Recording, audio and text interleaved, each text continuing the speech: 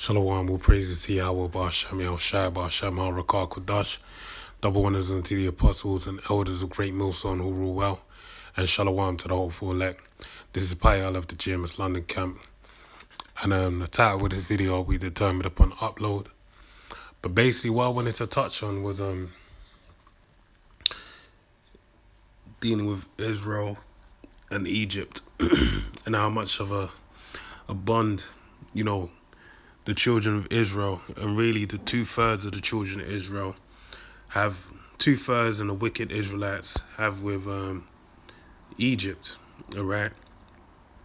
And this is something that throughout the course of the Bible, really going back to, when our nation really was established in Egypt, which understandably, it kind of makes sense that East Jake back then had Stockholm Syndrome, basically, all right?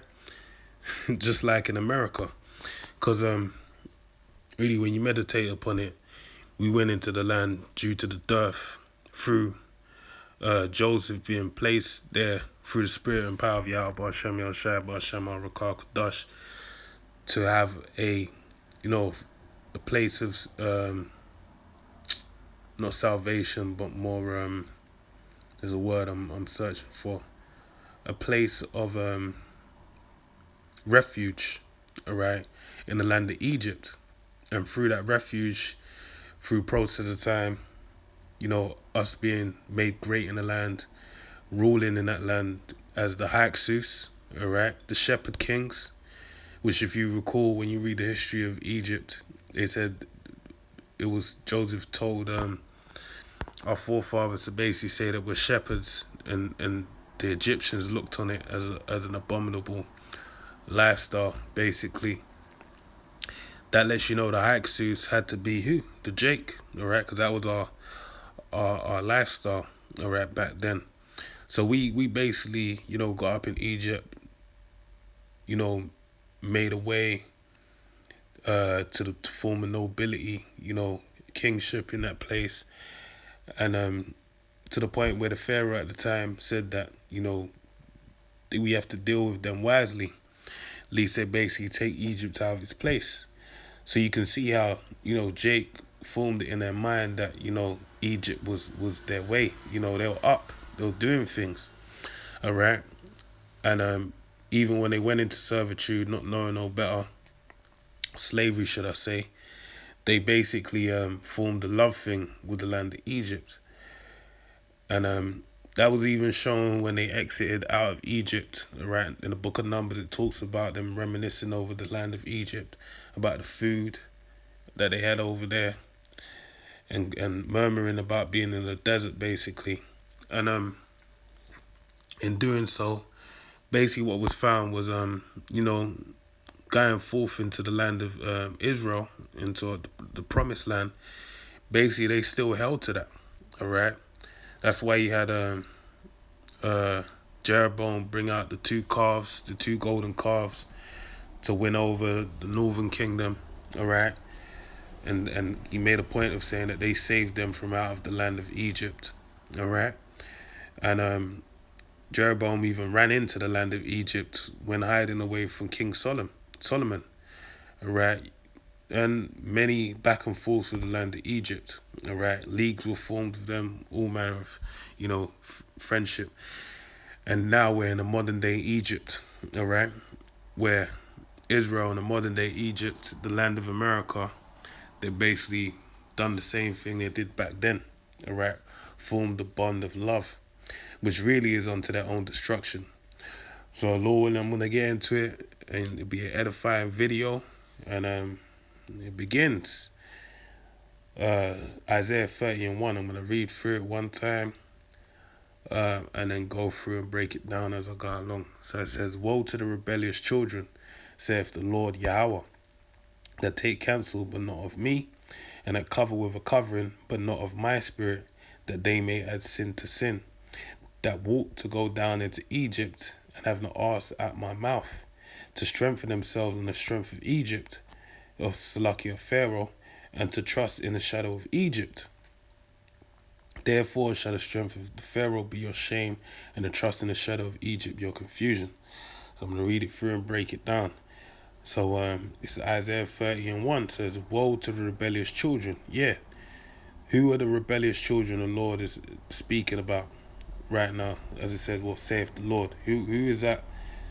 Those rebellious children, the children of Israel, all right? You so-called Negroes, Hispanics, and Native Americans, as you're known today, as well as the scattered all throughout the earth, the four corners of the earth. You're basically rebellious children, all right? And the way in which you're rebelling is because you're not honoring the covenant that our forefathers made, which you are your forefathers in reincarnation. And even it said in the book of Deuteronomy that there be ones that don't stand here this day that you're basically saying yes to on the behalf of the covenant. So if you're an Israelite, you're born under the covenant, all right? So you're rebelling, and that's why we're cursed as it is today, all right? That take counsel, but not of me, and that cover with a covering, but not of my spirit, that they may add sin, all right? And that's how you are not covering in the spirit of the Heavenly Father, Yahweh, Ba'ashem, El-Shai, Ba'ashem, Al-Rakar, Kudash, nor taking his counsel, because you're adding sin to sin, which basically sin is what? I forgot how to paraphrase it, but sin is basically the breaking of the law, all right? So by sinning, you're basically breaking the Heavenly Father's commandment, all right? And that's how you're not covering any spirit. Because ultimately, as it tells you in the book of Deuteronomy, the 28th chapter from verse 2, really 1 to about verse 14, it lets you know that all the blessings that will cover you, all right? But if you don't cover in the covering of the Heavenly Father, basically you are sinning, all right? That walked to go down into Egypt and have not asked at my mouth to strengthen themselves in the strength of Pharaoh. And that's what the main place where they're committing their sin is by going to Egypt. As it tells you in the book of Revelation, the 11th chapter and the 8th verse, it basically lets you know that America has the spirit of what? Sodom and Egypt, all right? And I want to hone in on Egypt because when you go on the back of a dollar bill, what do you have? You have a pyramid without the capstone, which is basically personifying or pushing the vibration of Egypt upon that land. And that's how the spirit of Egypt is on that land. But then also you have the Washington Monument, which is an obelisk, and you find many other obelisks that are paired or grouped alongside the Washington Monument, right, in the UK, in London, the city of London, mind you, the 1 square mile, the city state, the vile frog, all right, one of the foul spirits, and also Vatican City, France. I'm sure the list goes on, all right? But the point being is that they're going down to Egypt, all right, to America, to strengthen themselves in the strength of Pharaoh, to trust in the shadow of Egypt. And that's really where Jake finds his strength in Esau, Edom, all right? This so-called white man, which is known as Esau, his true nationality is the Edomites, according to the Bible, all right? And he has nothing good planned for you, all right? Going back to his forefather Esau, he said after he mourns for his father, the time of mourning for my father Isaac is at hand, but once it's done, I shall slay my brother Jacob. So back then, it tells you in the book of Hebrews, the 11th chapter, or not the 11th chapter, the 12th chapter, that basically Esau sought carefully with tears, all right? So he has nothing good. He wants to destroy Israel, all right, so he can get his blessing. Therefore shall the strength of Pharaoh be your shame, and the trust in the shadow of Egypt your confusion, all right? So I read it again. Therefore shall the strength of Pharaoh be your shame, and the trust in the shadow of Egypt your confusion. Yeah, everything looks good for a moment, but guess what? It can go belly up in a moment, all right? And that's why we're going to revisit this towards the end of the video. And the trust of the shadow of Egypt, your confusion, all right? But we ought to really take our forefather, all right, as an example in Egypt of what he did, all right?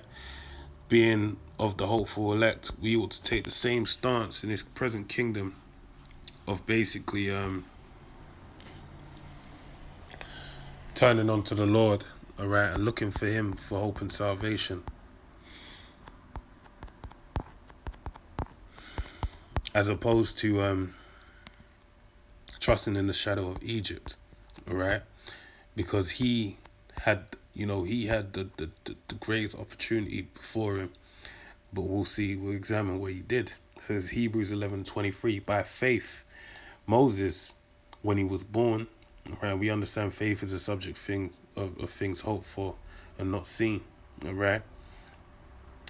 When he was born, was hid 3 months of his parents because they saw he was a proper child, and they were not afraid of the king's commandment. Yeah, they weren't afraid of the king's commandment in Egypt, but they were afraid of the Heavenly Father, right?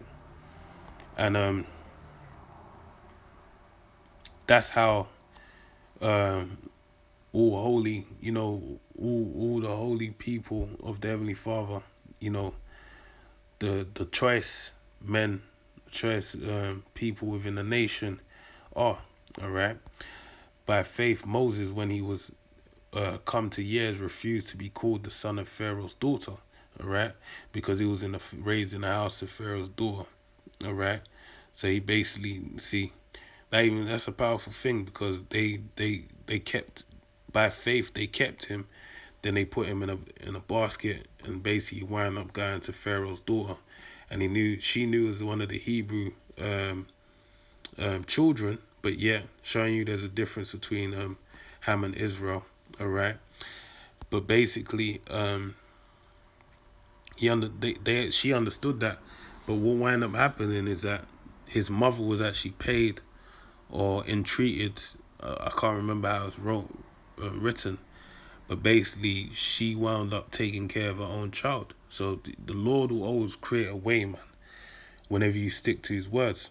And this is the thing: trusting in the shadow of Egypt doesn't do that for you, but trusting in the Lord, there's always a way. Romans 8:31 tells you that if the Most High be for us, who can be against us? So it says, choosing to rather suffer affliction with the people of the Most High than enjoy the pleasures of sin for a season. All right. So he understood that he would enjoy the pleasures of sin for a season. So he understood more so that the suffering and the affliction he'd go through would be a season. All right. But what would be the greatest outcome that could happen? Being able to rejoice in the righteous will of the Heavenly Father, on the right side of it, okay?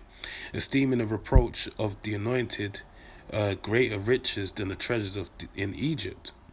Yep. For he had respect unto the recompense of the reward.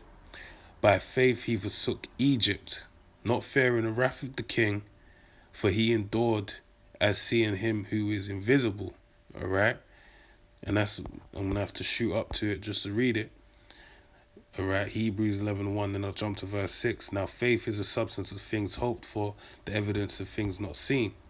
But without faith it is impossible. Verse 6, but without faith it is impossible to please Him. For he that cometh to the Most High must believe that He is Yahweh, He to be, all right, or He is, and that He is a reward of them that diligently seek Him. All right, you can't see Him.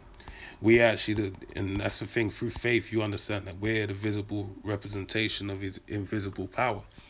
So that even having that connection is a powerful thing, all right? But it's all built upon a foundation of faith, all right? But we'll read verse 27 on down again. So it says, by faith he forsook Egypt, not fearing the wrath of the king, for he endured as seeing him who is invisible, all right? He saw the Heavenly Father through his faith. Through faith, and he kept the Passover and the sprinkling of blood, lest he that destroyed the firstborn should touch him. All right. So that was faith, and fear brings about wisdom. All right, which is rooted in faith. By faith they passed through the Red Sea as by dry land, which the Egyptians are saying to do were drowned. So even after Egypt fell, all right, through the 10 plagues and the destruction of Egypt, what wound up happening they fled the land trying to pursue the children of Israel to bring them back into the land, but they were destroyed, all right? Whereas we, our forefathers, the children of Israel, went on to found the land of Israel and the promised land. So I'm going to hit a couple scriptures just to build upon this point.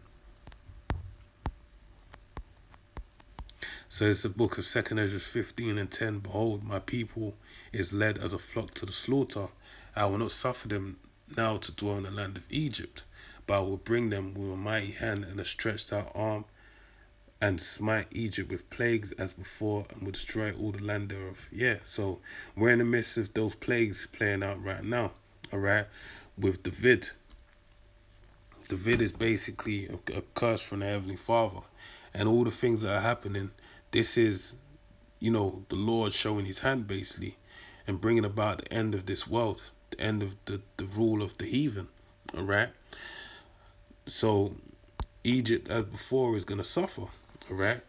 But what you find, I just have to jump to this because I remember it actually fits in if I bring it out now better. But what you find is you have wicked men that dwell in Israel, that have always dwelt in Israel, right? 2/3 of wicked Israelites that basically trust in the shadow of Egypt, all right? And they're going to be judged accordingly. And that shows you that those that the Lord was talking about, my people that suffer in the land of Egypt, is the elect, all right? The 144,000 alongside with the 1/3 in the house of Israel that are going to be saved, all right? Because this is why this is written, Isaiah 36 and 6. Lo, thou trustest in the staff of this broken reed, all right? The reed goes into the cannula, which is used in the medical industry to basically insert RFIDs into the flesh of people, all right? So it says, thou trustest in the staff of this broken reed on Egypt, wherein if a man lean, it will go into his hand and pierce it. So Pharaoh's king of Egypt to all that trust in him. Yeah, by taking that mark, basically what you're doing is you're marking yourself for death. But on the front end, you're marking yourself to be a subject unto Pharaoh, whereby you receive the goodies that Egypt has to offer. All right? And that's what was spoke of in the book of Isaiah 30 and 30 and verse 3, which I shall read again. Therefore shall the strength of Pharaoh be your shame, and the trust in the shadow of Egypt your confusion. Because when these things play out, as it tells you, these scriptures is coming to me. Isaiah 34, 33 and 16. No, 33 and 6. It says, and wisdom and knowledge shall be the stability of thy times and strength of salvation. The fear of the Lord is his treasure. So if you don't have wisdom, knowledge, and understanding to stabilize you, you're going to have confusion, all right? And that's for those that take the chip. So let me return to 2 Ezra 15 and 10, which reads, 11. But I will actually, I'll read it again and close out on this. Behold, my people is led as a flock to the slaughter. I will not suffer them now to dwell in the land of Egypt, all right? But I will bring them with a mighty hand and a stretched out arm, and smite Egypt with plagues as before, and will destroy all the land thereof, all right? Egypt shall mourn, and the foundation of it shall be smitten with the plague and punishment that the Most High shall bring upon it, all right? So this is what the Lord is going to bring. And the ultimate plague is going to be when 200 million warheads fall upon the land of America and bring about a nuclear destruction, which is written in the book of Revelations, known as the lake of fire. That's the biggest plague. That's the ultimate plague. But you have penultimate plagues that are playing out at this moment. All right, and all punishments. These are scourges of the Lord for them to turn onto him. But they ain't going to. Just like Pharaoh hardened his heart through the Lord, it's going to be done to these people. So they're sealed for destruction, basically. So with that, I pray you're edified. Till the next one, I say shalom. Shalom.